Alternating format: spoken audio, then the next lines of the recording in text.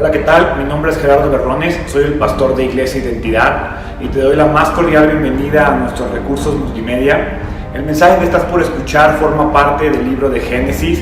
Te invito a que escuches todos y cada uno de los mensajes que vamos a preparar a lo largo de varias semanas. Vamos a estudiar acerca de la caída, el pecado, la creación, los patriarcas, Jacobo, Egipto, todos esos temas y preguntas que tenemos tantas veces acerca de este libro tan enigmático y tan interesante. Estudiaremos verso a verso, capítulo a capítulo, los 50 capítulos contenidos en él, y estoy seguro que Dios te traerá revelaciones y bendiciones a lo largo de este estudio. Te pido que si te gusta nuestro mensaje, te suscribas a nuestro canal, que nos contactes a través de nuestras redes sociales en Twitter, Facebook o en YouTube. El hashtag es @identidadslp, y también te invito a que nos escribas un correo a identidadslp@gmail.com. No te vas a arrepentir de ponerte en contacto con nosotros. Queremos conocerte, queremos saber más de ti. Atrévete a conocer más de Dios y a relacionarte con Él de una manera práctica y real. Gracias y que disfrutes el mensaje.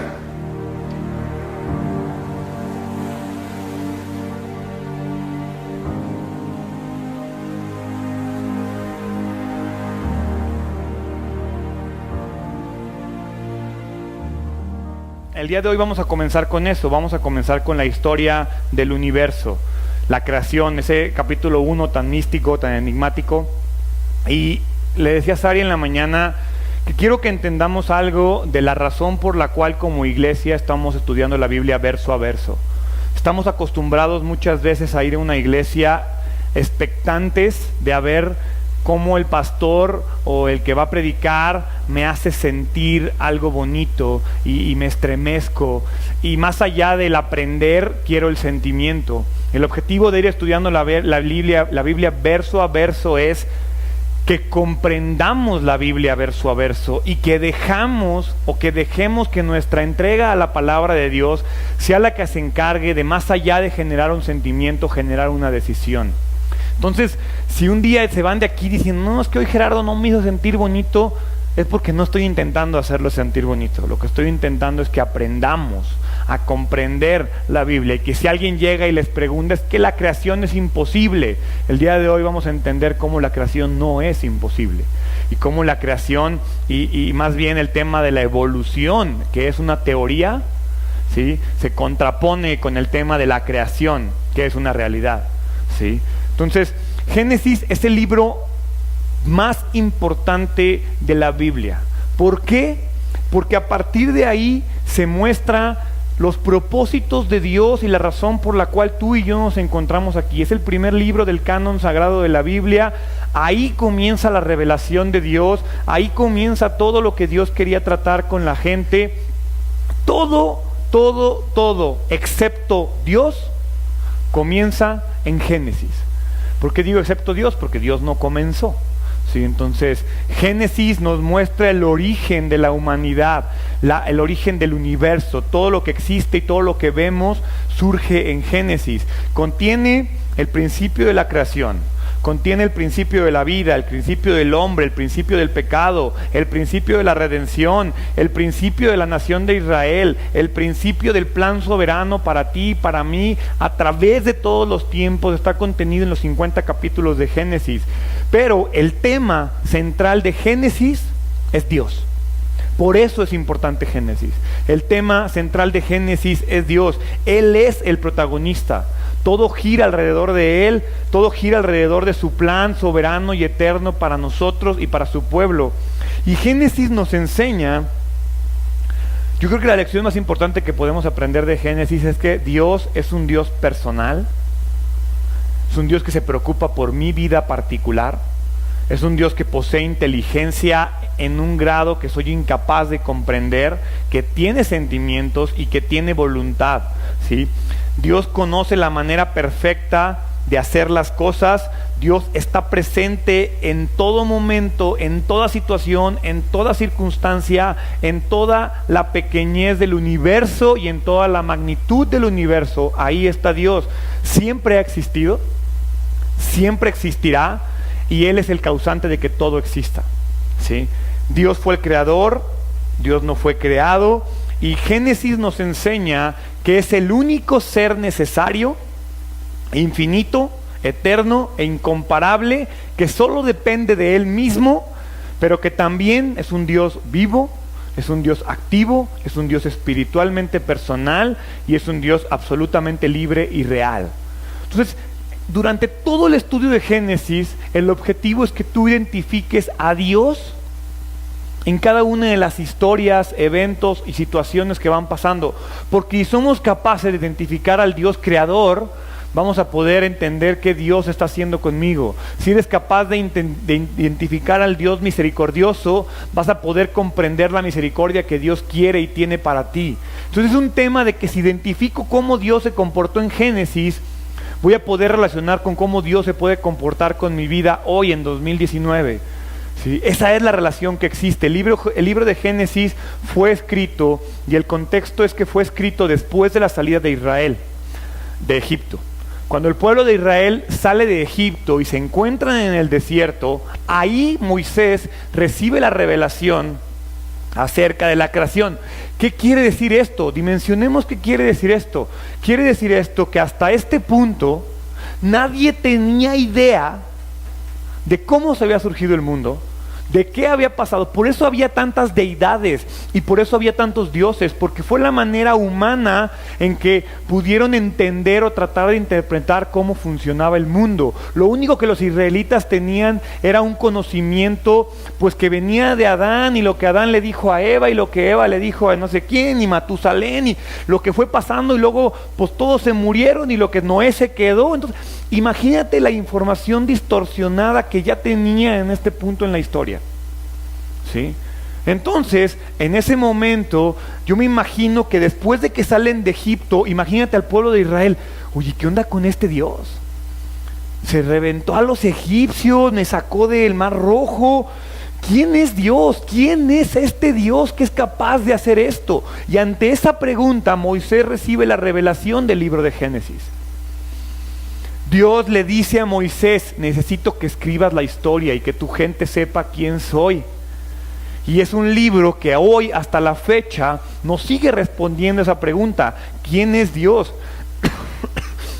Moisés fue el escritor humano de Génesis, pero el autor intelectual es Dios. Es Dios. Dios se revela a la humanidad en el libro de Génesis. La comunidad científica rechaza el contenido de Génesis sobre la base de un racionalismo moderno, ¿sí? O sea, la historia de Génesis era aceptada hasta que llega el racionalismo moderno. Los racionalistas rechazan la revelación divina y no creen en nada que no pueda ser comprobado científicamente. Y la civilización de hoy, desafortunadamente, vive en esta era posmoderna donde intelectuales de renombre niegan la existencia de Dios, ¿sí? Y entonces llega este científico que ni hablar puede bien y que no se puede autocurar a sí mismo y dice: Dios no existe. Y todos: no, es que si él dijo, si Stephen Hawking dijo que Dios no existe, pues Dios no existe, ¿sí? Y nos empezamos a enredar en que el científico dijo, y es que es imposible, y es que eso no puede ser. Pero tú y yo tenemos que entender algo: Dios es real y se ha revelado mediante el universo que ha creado y a través de su palabra, ¿sí? Su revelación escrita comienza en el libro de Génesis. Ahí Dios dice: hey, chavos, yo soy Dios, yo he hecho esto, estoy trabajando de esta manera, funcionamos de esta manera, estamos encargados de hacer esto, por esto los creé, para esto los pensé, no cometan los errores que hicieron ellos, ustedes son diferentes, yo los pensé diferentes. Por eso fue escrito el libro de Génesis. Y Génesis comienza con el mayor resumen. O sea, yo me gustaría resumir como Dios es capaz de resumir en Génesis capítulo 1. Génesis 1:1. Porque comienza con el resumen. Por si no saben, Génesis es el primer libro de la Biblia. Entonces, Génesis 1:1. Y entonces comienza con el resumen de la creación. Y dice, en el principio, Dios creó los cielos y la tierra. Así comienza el libro de Génesis. Es un resumen de lo que después va a explicar durante 31 versículos.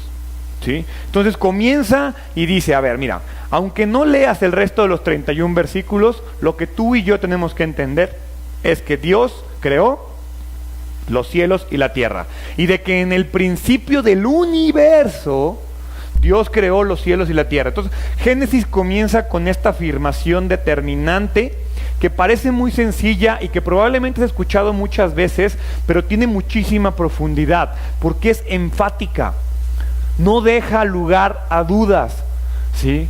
No te deja la menor sospecha. Dice, en el principio Dios creó los cielos y la tierra.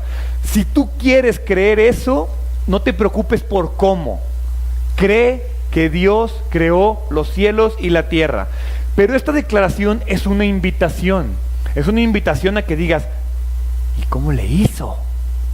Y entonces comienza un resumen de los 6 días que duró la creación, porque la creación duró 6 días, no 7.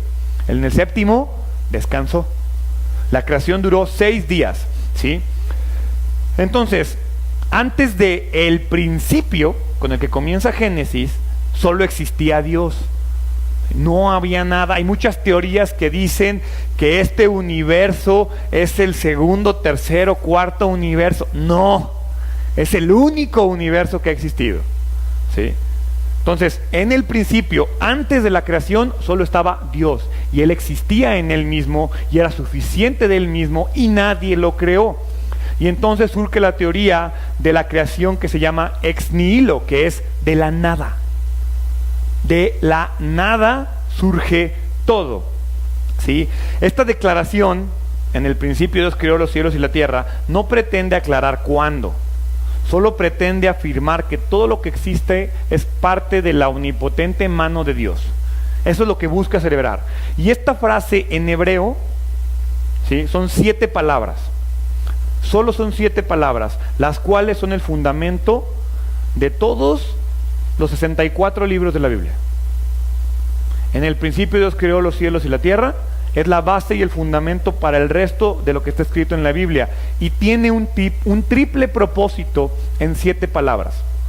El primer propósito es identificar al Creador. Identificar al actor intelectual de todo lo que vemos y todo lo que sentimos. Explicar el origen del mundo. Dios es el origen del mundo. Y unir la obra de Dios del pasado con la obra de Dios del futuro. Es decir, el pasado eterno estaba Dios, el pasado futuro, perdón, el futuro eterno está Dios, ¿sí? Esa parte no se duda. Les voy a explicar cómo se une Dios eterno con ustedes. Y eso es lo que busca hacer Génesis 1:1, ¿sí? No es una emanación de Dios. Hay gente que dice que el universo es una emanación de Dios. No, Dios ya existía, Dios ya era completo, no se arrancó nada para crear el universo, Dios ya existía. No somos una extensión de Dios, ¿sí? Entonces, Dios está, Dios es, Dios siempre será y crea el universo. Tratemos de dimensionar eso. El Dios eterno, el Dios que existe, de su propia voluntad, manifestó su gloria de tal manera que tú y yo podamos verla. Eso es lo que hizo. Y lo hizo porque quiso. No hay una razón escondida. Él dijo, quiero, puedo, lo hago. Y quiero una creación que sea capaz de ver la gloria, y no por un tema de ego o vanidad, sino porque es una manifestación del poder que Él tiene. Dios se ha ido autorrevelando a nosotros mediante su creación. Vean lo que dice Salmos capítulo 19, versículo 1. Salmos 19:1 dice, los cielos proclaman la gloria de Dios, y el firmamento despliega la destreza de sus manos. No importa que nadie te hable de Dios, el universo habla de Dios. Y si en verdad te pones a estudiar el universo, los mayores científicos, ¿sí?, que deciden en ponerse a investigar y a buscar la causa, siempre topan con una respuesta que no pueden explicar. Y la manera en la que lo resuelven es agrégale años. y agrégale tiempo. Y siempre van, nunca encuentran la causa inicial, porque esa causa es Dios. Y por eso nunca va a haber un científico que va a demostrar la famosa teoría del Big Bang, la teoría de la evolución, porque esa causa raíz no existe. La causa, bueno, sí existe, pero la causa raíz es Dios, ¿sí? Entonces Génesis 1.1 refuta 6 herejías comunes. Vean, Génesis 1.1 le da en la torre al ateísmo, porque existe Dios. Génesis 1.1 le da en la torre al politeísmo, solo hay un Dios, ¿sí? Le da en la torre al materialismo pragmático, es decir, la materia no es eterna, la materia se creó. Le da en la torre al panteísmo. ¿Qué es el panteísmo? Esa corriente que dice que somos iguales y que somos divinos, ¿sí? Que somos parte de la divinidad de Dios. No somos. Dios no es igual a su creación. También le da en la torre al naturalismo, que es que la creación sí fue sobrenatural, sí fue milagrosa, no hay una causa natural del universo. Y le da en la torre al racionalismo.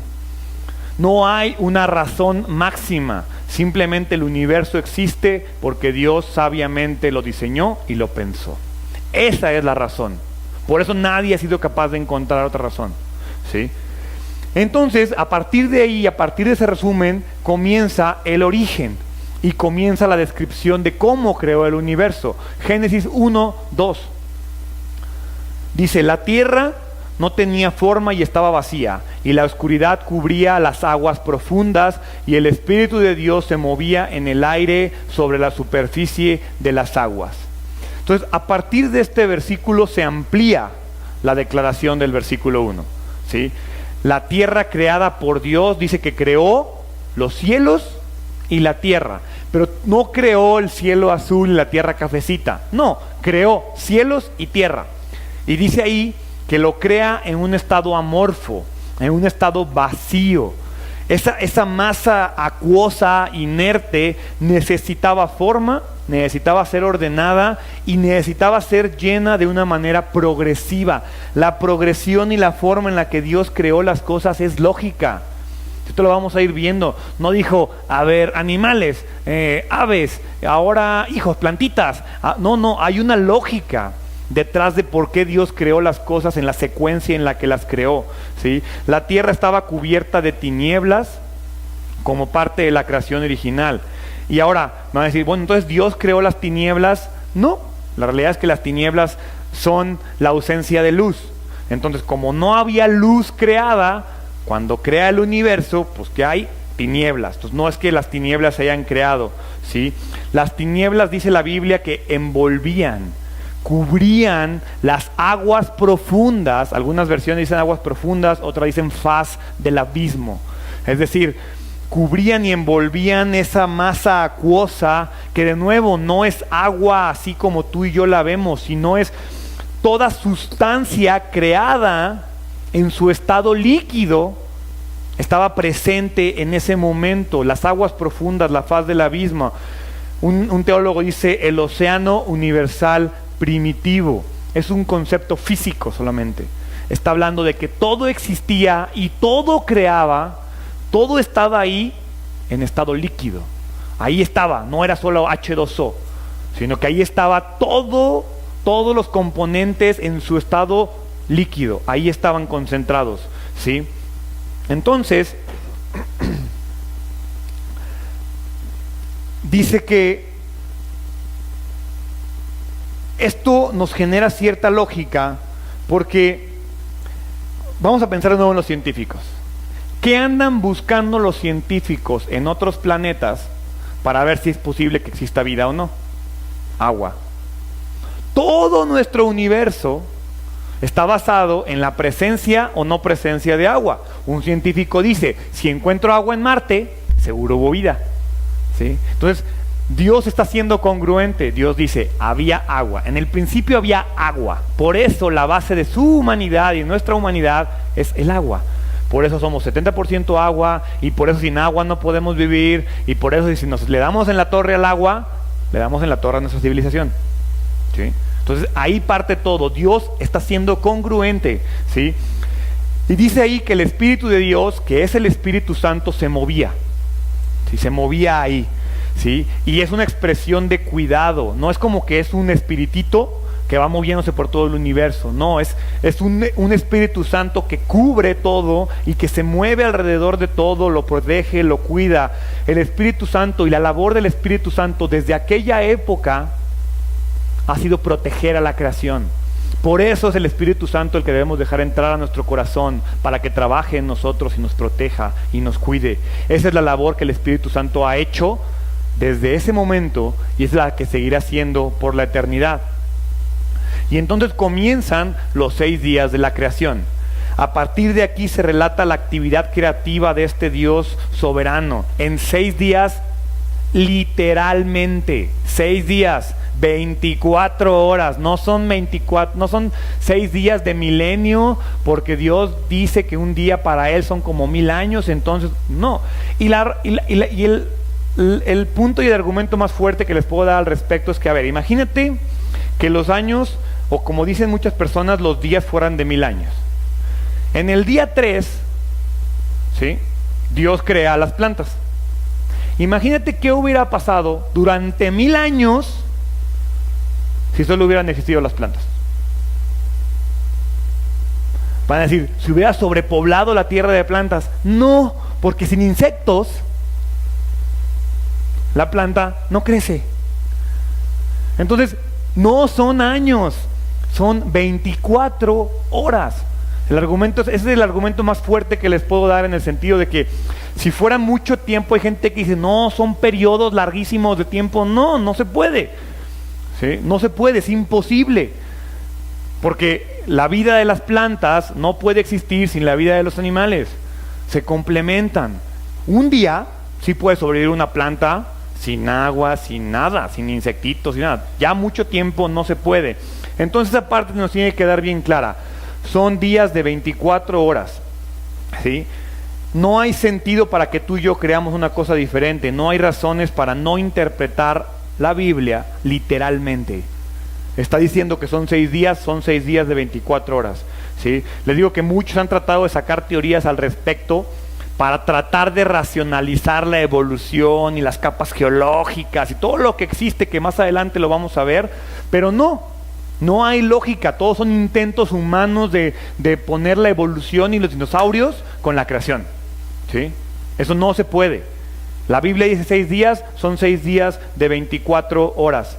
Muchos tristemente se han olvidado de que la única explicación correcta del origen del universo no se encuentra en teorías científicas, no se encuentra en la creación, se encuentra en la revelación divina.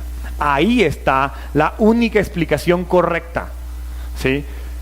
La interpretación literal de los días de la creación y este tema de los 6 días era universalmente aceptado hasta hace 150 años. Hasta hace 200 años. Este tema de la cuestión de, no es cierto, la creación no existe, la teoría de la evolución, tiene 150 años, tiene 200 años que empezaron a pelearse, porque antes nadie cuestionaba esto, ¿sí?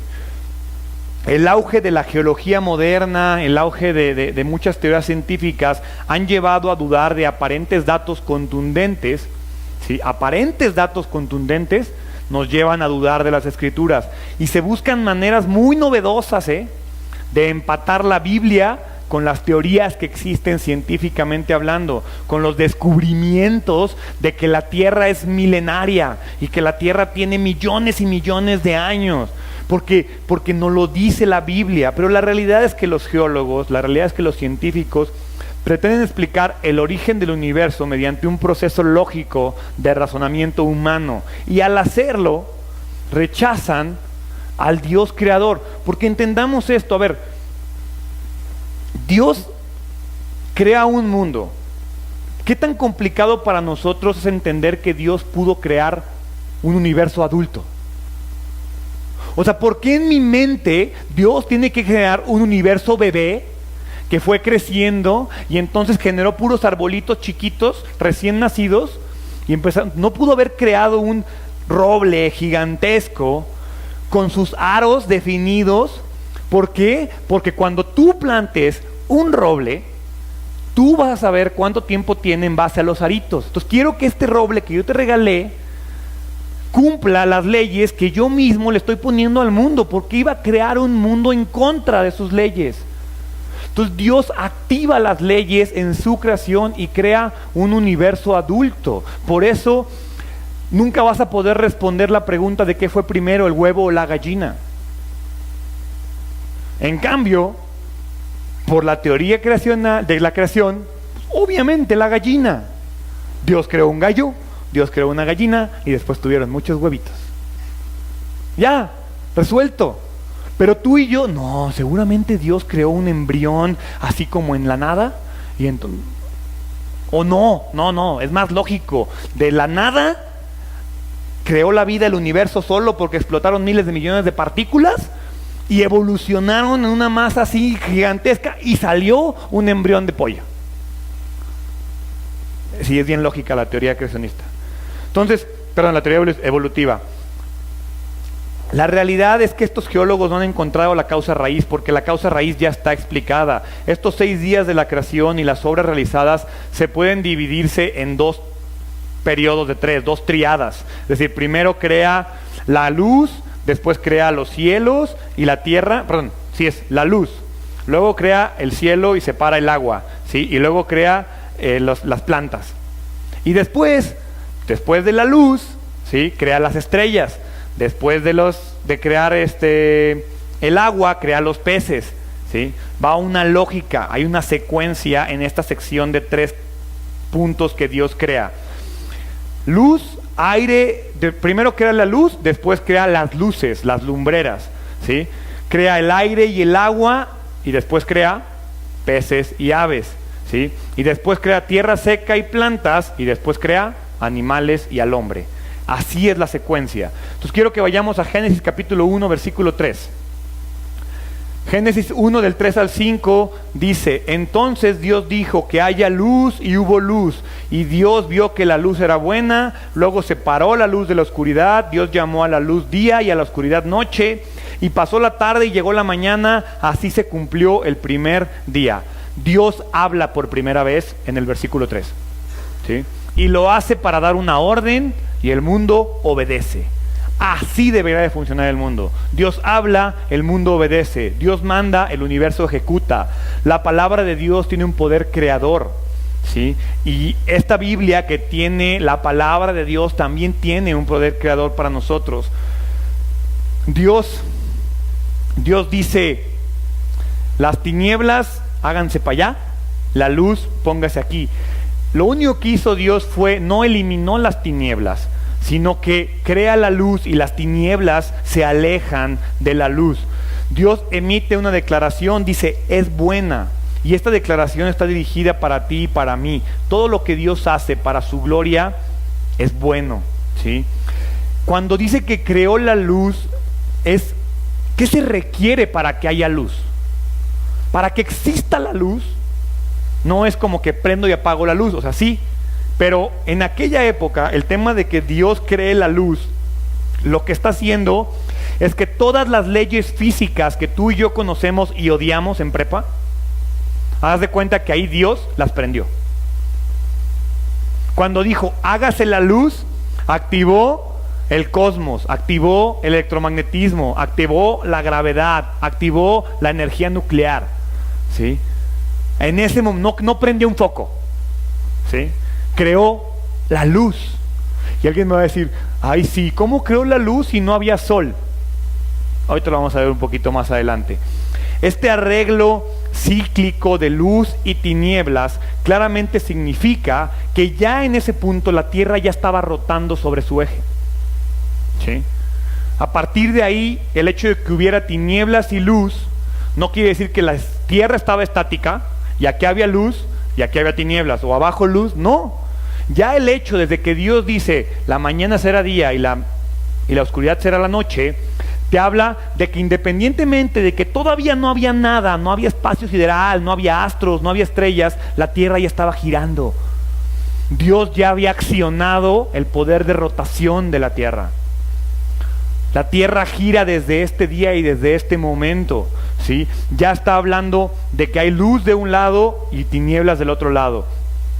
Y esto es muy interesante porque indica que la luz no depende del sol, sino que en realidad solo el sol es un portador de la luz. Es decir, la luz procede de Dios, no del sol. ¿Sí? La luz procede de Dios, no del foquito. Continúa el versículo 6, el segundo día, el firmamento. Entonces Dios dijo que haya un espacio entre las aguas para separar las aguas de los cielos de las aguas de la tierra. Ojo, separar las aguas del cielo de las aguas de la tierra. Es bien interesante lo que está diciendo. Y eso fue lo que sucedió. Dios formó ese espacio para separar las aguas de la tierra de las aguas de los cielos. Y Dios llamó al espacio cielo, y pasó la tarde y llegó la mañana. Así se cumplió el segundo día. En el primer día, la tierra era todavía una masa acuosa tipo Play-Doh mojado, así. ¿Sí? En el segundo día, ¿sí?, lo que hace es que Dios separa esa gran masa de aguas y coloca unas masas encima de la tierra, como protección de la tierra, ¿sí? Y entonces vamos a llegar eventualmente, pero si piensas en el diluvio, vas a entender de dónde cayó tanta agua. Porque Dios desde este momento ya había puesto agua alrededor de la tierra, ¿sí? Dios está siendo lógico. Las aguas debajo proporcionarían la base líquida para la vida, para ti, para mí, para los animales, para el proceso de reproducción, para el ciclo del agua, ¿sí? Las aguas de arriba, en parte líquidas y en parte gaseosas, lo que proponían, básicamente lo que está haciendo es la capa de ozono. Está generando una cubierta protectora. ¿Por qué? Porque va a crear un sol. Y cuando cree el sol, si no hay una capa de ozono, ¿qué crees? Nos va a dar en la torre. Entonces dice, antes de crear el sol, tengo que poner una protección a la tierra, ¿verdad? Es lógico, Dios es lógico. Y entonces ese espacio intermedio que crea entre las aguas de la tierra y las aguas del cielo, es la reserva atmosférica en la cual tú y yo vivimos. Ese espacio fue creado ahí. Es el espacio capaz de sostener la vida, porque Dios está preparando a la tierra para ser habitada. Génesis 1:9.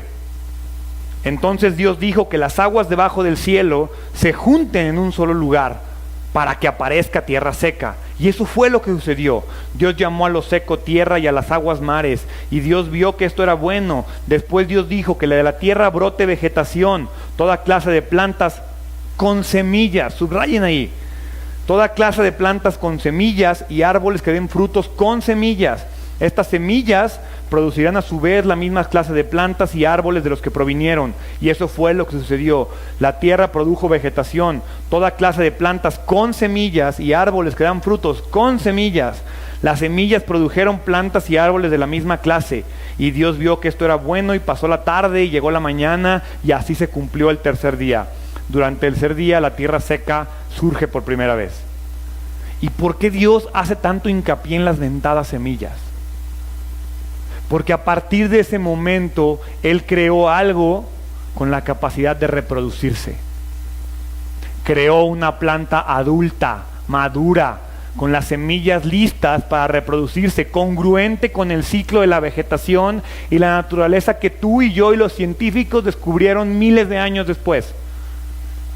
Dios lo creó lógicamente y dijo, voy a poner una plantita, pero para que no tenga que estar creando plantitas cada 3 días, a cada plantita le voy a poner una semillita para que genere una plantita igual a ella. Entonces, Dios se está comportando de una manera lógica. ¿Sí? Dios cumple su plan y está poniendo orden en la tierra. Está llenando la tierra para que eventualmente 4 días después sea habitada por el hombre.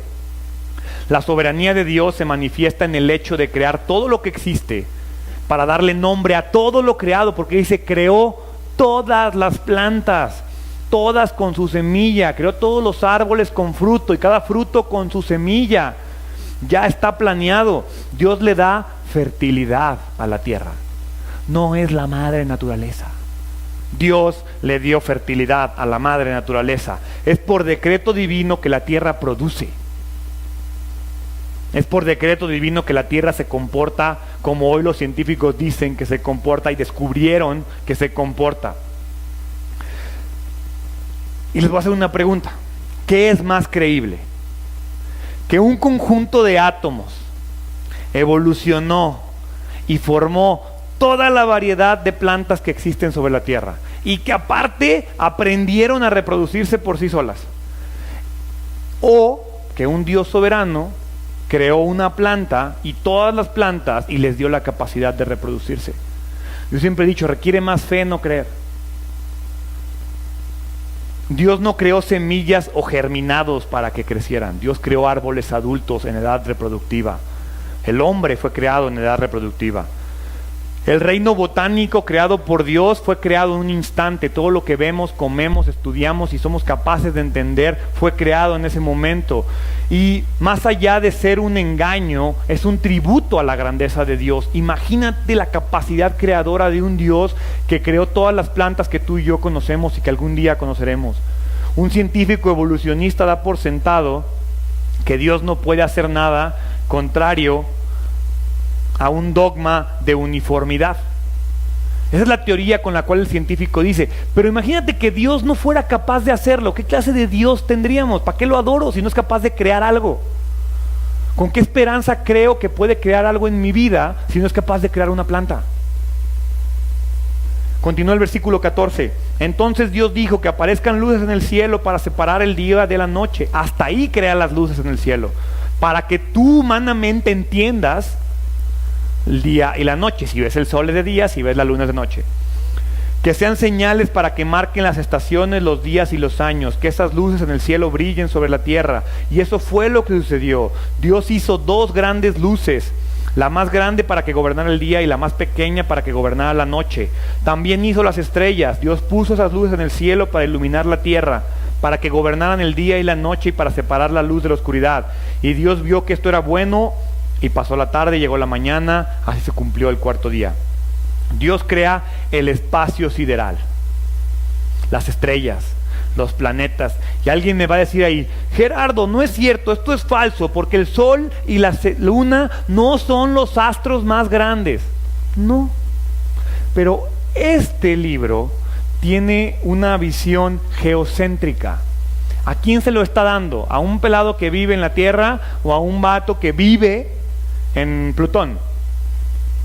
Desde Plutón seguramente el Sol y la Luna no son lo más grande, pero tú humanamente sin telescopios, imagínate a Adán, voltea para arriba y ¿qué ve? Pues un solezote y una lunita. Eso es lo que existe para mí, entonces te voy a explicar lo que ves, ¿sí? Por eso dice ahí que el más grande es el Sol y el más chico es la Luna. Y entonces Dios crea a los portadores de la luz.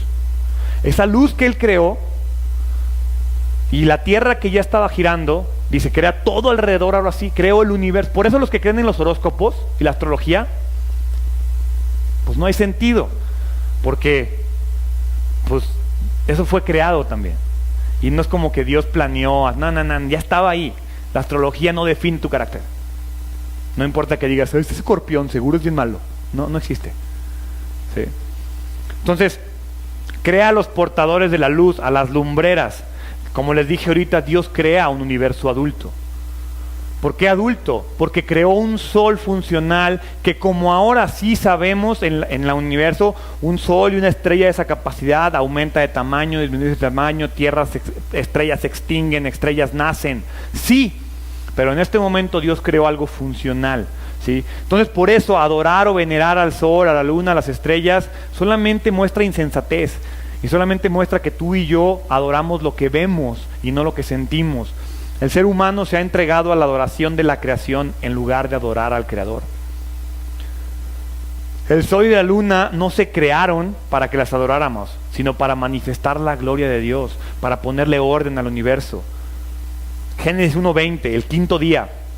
Entonces Dios dijo que las aguas se colmen de peces y de otras formas de vida, que los cielos se llenen de aves de toda clase. Así que Dios creó grandes criaturas marinas y todos los seres vivientes que se mueven y se agitan en el agua, y aves de todo tipo, cada una produciendo crías de la misma especie. Y Dios vio que esto era bueno. Entonces Dios lo bendijo con las siguientes palabras: sean fructíferos y multiplíquense. Que los peces llenen los mares y las aves se multipliquen sobre la tierra. Y pasó la tarde y llegó la mañana, así se cumplió el quinto día. No, las aves no vienen de los peces. No, Dios creó peces, Dios creó aves. Todavía no hay animales terrestres, ¿sí? Entonces, a veces encontramos que es más lógico, porque la teoría evolutiva dice que se creó un microorganismo, evolucionó en un ser microscópico, luego salió un pez, el pez le dieron ganas de salir del agua y generó piernas, sale de la pierna un ser invertebrado de sangre fría, se le generan unos huesotes, se vuelve un ser de sangre caliente, y uno de ellos dice, voy a regresar a la tierra, regresa, pierde todo y se convierte en ballena. Ok, espero que ya hayan entendido la idea. Dios llenó las mares con toda clase de peces, pobló la vasta extensión de los cielos con toda clase de aves, simultáneamente. No existe la mínima sugerencia de que un pez venga de un ave. Esta declaración está muchísimo más en armonía con la ciencia que la propia teoría de la evolución. O sea, esto hace más sentido porque es más probable que Dios haya hecho animales que se parecen y que se comportan de maneras iguales, a que evolutivamente y durante periodos milenarios y miles y millones de años se creó un pez, un reptil, un mamífero, el mamífero regresa al agua y se vuelve a convertir en pez. Falta algo ahí, ¿sí? Entonces, las ballenas son los animales más grandes que jamás hayan existido, ¿sí? Incluso más grandes que los dinosaurios. Vamos a hablar de los dinosaurios en otra sesión, no se preocupen. Entonces, la realidad es que ni la paleontología ni la genética han podido encontrar y contrarrestar la teoría creacionista. Siempre está ese vínculo, el eslabón perdido, esa cosa que no encuentro, ese origen que está al final del final del final de millones de años, y que no entendí algo y le pongo 1,000 millones más a la Tierra. Así funciona la teoría. 24:31, Génesis 24 al 31. Está larguísimo este pedazo, pero es la creación de la humanidad y de los animales. Entonces Dios dijo que la tierra produzca toda clase de animales, que cada uno produzca crías de la misma especie, animales domésticos, animales pequeños, que corran por el suelo y animales salvajes. Y eso fue lo que sucedió. Dios hizo toda clase de animales salvajes, animales domésticos y animales pequeños, cada uno con la capacidad de producir crías de la misma especie. Y Dios vio que esto era bueno. Entonces Dios dijo, hagamos a los seres humanos a nuestra imagen, para que sean como nosotros. Ellos reinarán sobre los peces del mar, las aves del cielo y los animales domésticos, todos los animales salvajes de la tierra y los animales pequeños que corren por el suelo. Ya lo había leído. Así que creó a los seres humanos a su propia imagen, a imagen de Dios los creó, hombre y mujer los creó. Luego Dios los bendijo con las siguientes palabras: sean fructíferos y multiplíquense, llenen la tierra y gobiernen sobre ella. Reinen sobre los peces del mar, las aves del cielo y todos los animales que corren por el suelo. Entonces Dios dijo, miren, les he dado las plantas con semilla que hay sobre la tierra y todos los árboles frutales para que les sirvan de alimento. Y he dado toda planta verde como alimento para todos los animales salvajes, para las aves del cielo y para los animales pequeños que corren por el suelo. Es decir, para que todo lo que tiene vida. Y eso fue lo que sucedió. Entonces Dios miró todo lo que había hecho y vio que era muy bueno. Pasó la tarde, llegó la mañana y ahí se cumplió el sexto día. El día sexto revela la culminación de la meta de la creación. La culminación de la meta de la creación es el hombre. La próxima semana vamos a ver a detalle la creación humana. Pero lo que está pasando aquí es que después de traer orden, después de traer plenitud a la creación, Dios crea al humano para disfrutar de la creación, pero más importante, para gobernar este mundo nuevo que acaba de crear. Conforme avanzan los versículos, vean cómo aumenta el detalle. Hagan un análisis. Comenzamos y leímos Génesis 1 del 3 al 5, la luz. Génesis 1 del 6 al 8, el firmamiento. 9 al 13, mares y plantas.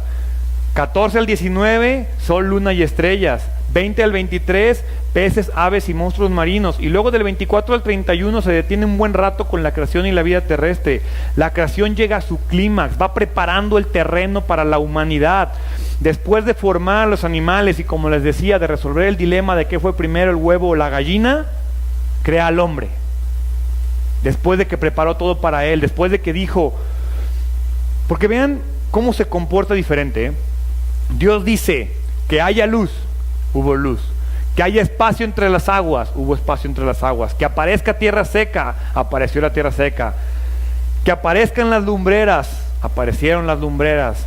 Que las aguas se colmen de peces, las aguas se colmaron de peces. Que la tierra produzca, y la tierra produjo. Pero después dice, espérame. Ahora, hagamos. Al hombre no lo voy a crear así. Al hombre lo voy a formar. Al hombre voy a agarrar, le voy a dar forma, lo voy a hacer a mi imagen, le voy a dar el detalle, le voy a dar la estructura, le voy a dar la inteligencia. Él va a ser como yo. Le voy a dar mi esencia. No es parte de mí, pero tiene de mí, ¿sí? Y entonces culmina e introduce su obra más perfecta, el ser humano, ¿sí? A nuestra imagen. Somos un reflejo de la naturaleza de Dios. Los seres humanos tenemos vida espiritual, ¿sí? Por eso el resto de los animales no. Por eso los animales no se van a ir al cielo. Sí, lo siento, Firulais no se va a ir al cielo contigo. Perdón si le rompí el corazón a alguien. Pero los seres humanos tenemos vida espiritual, tenemos sensibilidad ética y moral, tenemos conciencia. Y más importante, la capacidad de representar a Dios, que a veces no lo hacemos, es muy diferente, pero la capacidad está ahí. Hay aspectos de nuestra naturaleza que son totalmente diferentes a los animales. Son evidentes desde cómo Dios nos creó, porque dijo que se haga. Y al humano dijo, a este lo hago yo, a este lo formo yo, a este lo trabajo yo. Este mandato tú y yo lo hemos torcido por el pecado, porque le hemos dado la espalda a Dios. Y finalmente, concluye, así como comenzó con un resumen, hace un último resumen y concluye en Génesis 2 del 1 al 3, y con eso vamos a terminar. Dice, así quedó terminada la creación de los cielos y de la tierra y de todo lo que hay en ellos.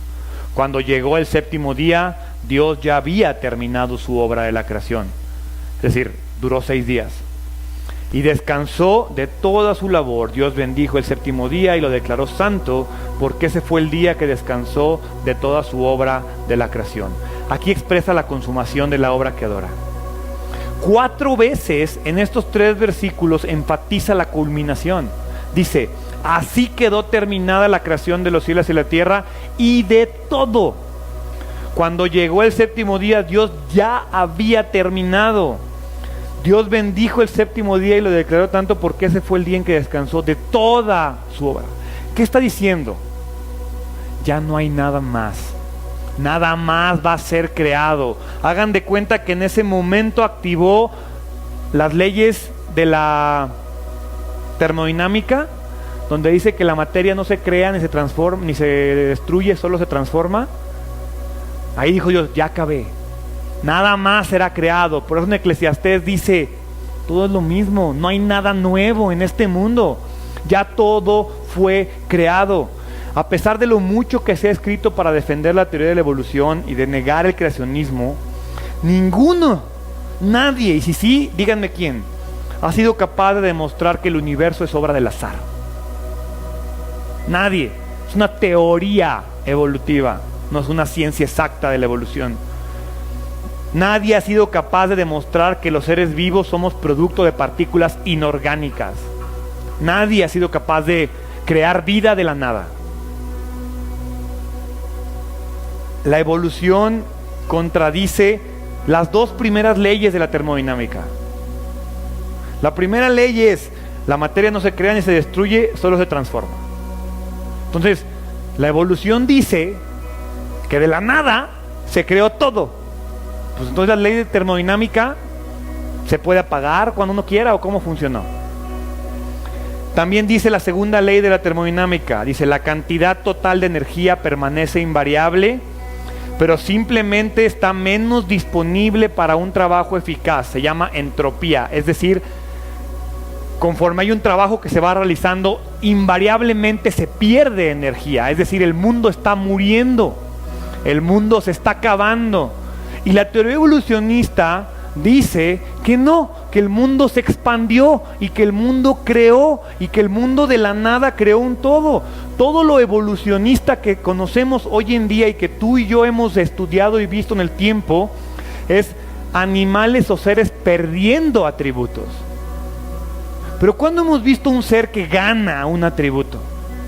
Y visto me refiero a que lo veamos, de que hace 100 años había esto y hoy ya existe un nuevo animal que tiene este nuevo recurso que se autocreó porque lo necesitaba. Eso no existe. Eso no existe. La genética también se opone a la evolución. La selección natural dice que son mutaciones fortuitas que produjeron formas desarrolladas de vida. Mendel, el padre de la genética, demostró que los organismos se pueden remodelar. Sí. Demostró que los organismos pueden cambiar sus características presentes.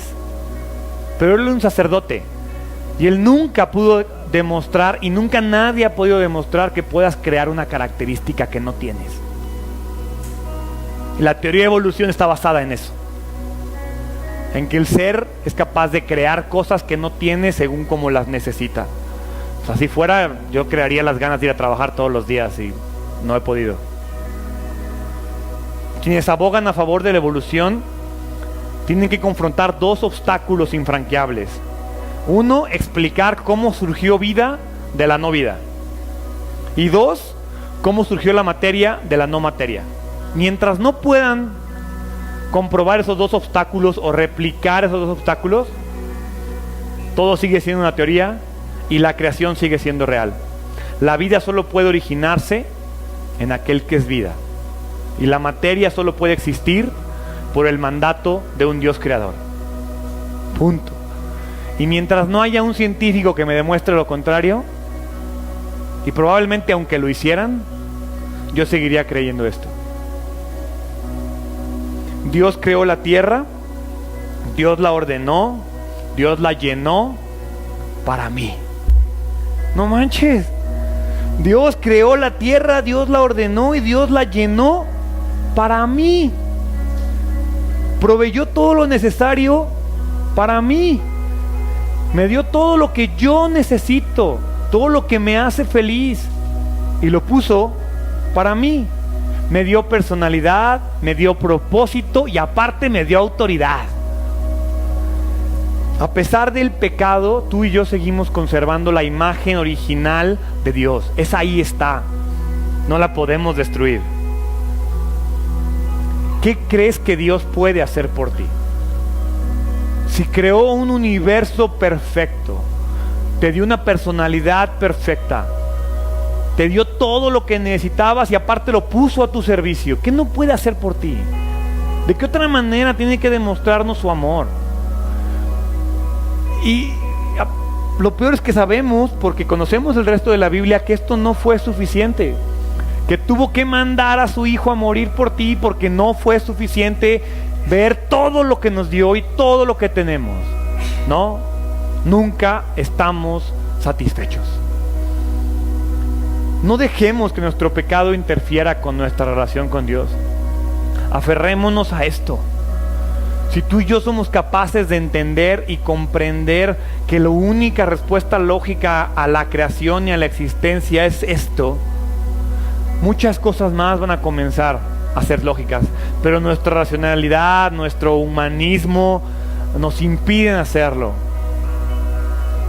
A lo largo de toda esta serie y a lo largo de 50 capítulos de Génesis, vamos a estudiar la revelación del plan eterno de Dios. Pero más allá del plan eterno de Dios para Israel, quiero que tú entiendas el plan eterno de Dios para ti.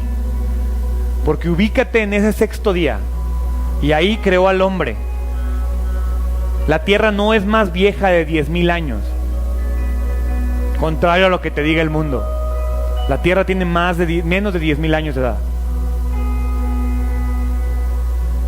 Y durante 10,000 años, Él acomodó las cosas para que tú hoy estés aquí, escuchando de Él.